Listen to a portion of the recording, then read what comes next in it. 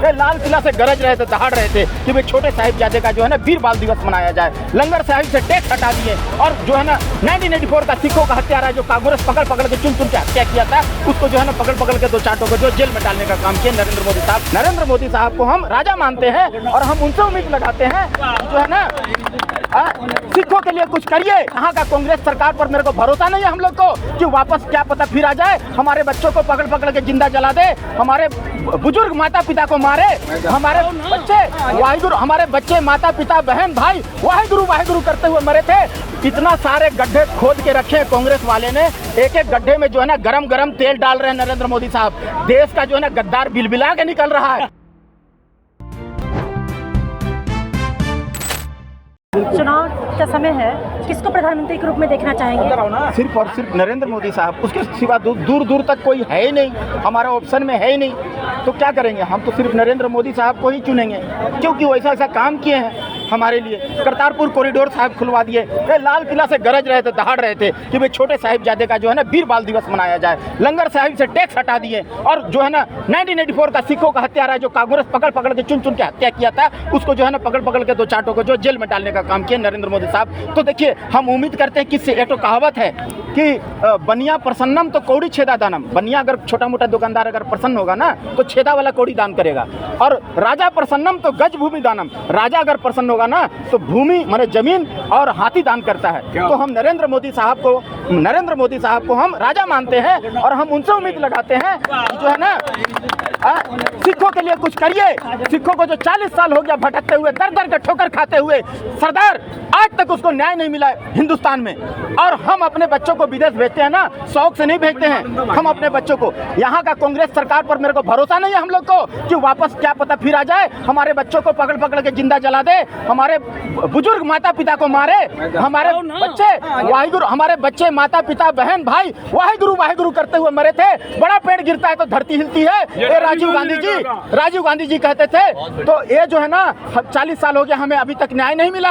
हम कहाँ जाएं? हमारे घर में हमारा माँ बाप हमें मारने लगेगा, हमारा पिता, सरकार माता पिता होता है, सरकार ही हमें मारने पीटने लगेगा, जिंदा जलाने लगेगा। हम अपना फरियाद किसको सुनाएंगे? आज दर दर के सिख भटक रहे हैं, दर दर की ठोकरें खा रहे हैं, आज तक न्याय नहीं मिला। असली अल्पसंख्यक जो है ना सिख है, उसको अपना हक से महरूम रखा गया। बहुत से लोगों का कहना है कि कांग्रेस सरकार ने नरेंद्र मोदी जी इसलिए आएंगे क्योंकि उन्होंने अभी तक किसी का चेहरा सामने आने ही नहीं दिया। बहुत से लोगोग का कहना यह है कि नरेंद्र मोदी जी इसलिए आएंगे कि किसी भी नेता का चेहरा वो सामने नहीं आने दे रहे हैं। इसके बारे में क्या कहना चाहिए? काम किए हैं भैया, काम के बदौलत पर काम ऐसा किए हैं। धारा 370 वहाँ खेल खेल में हटा दिए। 500 साल से श्री राम प्रभु जो है ना टेंट में मुजरिम की तरह रहते थे। श्री राम प्रभु कौन है पहले जान लीजिए। गुरु ग्रंथ साहिब में गुरबाणी कहती है जितना वर्ल्ड में सुख है, सुविधा है, जितना माने साधन है, जितना सुख सुविधा साधन है, वो सबको देने वाले राम है। सब सुख दाता राम है, दूसरा ना ही न कोई, दूसरा कोई नहीं है। वर्ल्ड में सिर्फ एक ही पर्सन है, एक ही शख्स है, वो भगवान है, हमारे आराध्य है, हमारे आदर्श है, हमारे आत्मा है देश का, शंकर भगवान की हमारे आराध्य है वो प्रभु श्री राम। राम जपो जी ऐसे ऐसे, ध्रुव प्रहलाद जपो हर जैसे। हम भी श्री राम प्रभु को मत्था टेकते हैं, गुरु ग्रंथ साहिब में बाणी है। तो वो सब सुख दाता राम है, दूसरा ना ही न कोई, सब सुख देने वाला श्री राम प्रभु है। उस श्री राम प्रभु का मंदिर को 500 साल से टेंट में मुजरिम की तरह रहते थे, उस श्री राम प्रभु को मंदिर को खेल खेल में रिपेयरिंग करके दे दिए। ये भी पक्ष वाले बोलते हैं कि धर्म की राजनीति करता है, राम मंदिर बना दिया। राम मंदिर कहीं नहीं बना है, राम मंदिर को रिपेयरिंग किया गया है।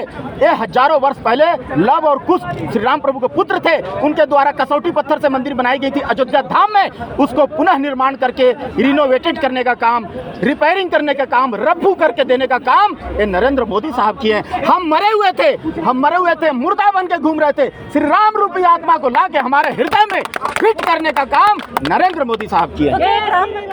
जय श्री राम। लगता है कि राम मंदिर बनने से पूरे देश का भविष्य निर्धारित हो सकता है? मैं पहले ही बोला मैडम, फिर आप भूल कर रहे हैं। राम मंदिर कहीं नहीं बना मेरे भाई, ये गलतफहमी में मत रहो देशवासियों। ये रफ्फू किया गया, रिपेयरिंग किया गया है, रिपेयरिंग किया गया है। बार बार मैं कह रहा हूँ, मरम्मत करके देने का काम किए हैं। ये नया मंदिर कहीं नहीं बना है।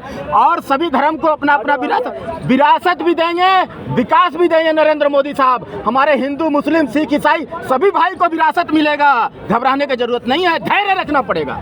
जैसे बहुत से लोगों का कहना है कि राम मंदिर बना दिया उन्होंने, लेकिन एजुकेशन पे काम नहीं किया। देश का भविष्य तो एजुकेशन से है, क्या कहेंगे? सब कुछ काम होगा। इतना सारे गड्ढे खोद के रखे हैं कांग्रेस वाले ने, एक एक गड्ढे में जो है ना गरम गरम तेल डाल रहे हैं नरेंद्र मोदी साहब। देश का जो है ना गद्दार बिलबिला के निकल रहा है। सांप, कनगोजर, छिपकली, बिच्छू, वो सबको जो है ना, देखिए एक कंप्यूटर को अगर फॉर्मेट करते हैं ना 2 घंटा या 1.5 घंटा लगता है। ये सारा देश फॉर्मेट हो रहा है। नरेंद्र मोदी की सरकार आज है ना, आप देख रहे हैं, आज ये 2024 में देख रहे हैं ना, नरेंद्र मोदी की सरकार को 1947 से हिसाब ले रहा है नरेंद्र मोदी। तो ये टाइम तो लगेगा, उसके लिए आपको धैर्य की आवश्यकता है, धैर्य रखना पड़ेगा आपको। क्या कहना चाहेंगे आप? बिल्कुल सही कहा सरदार जी ने।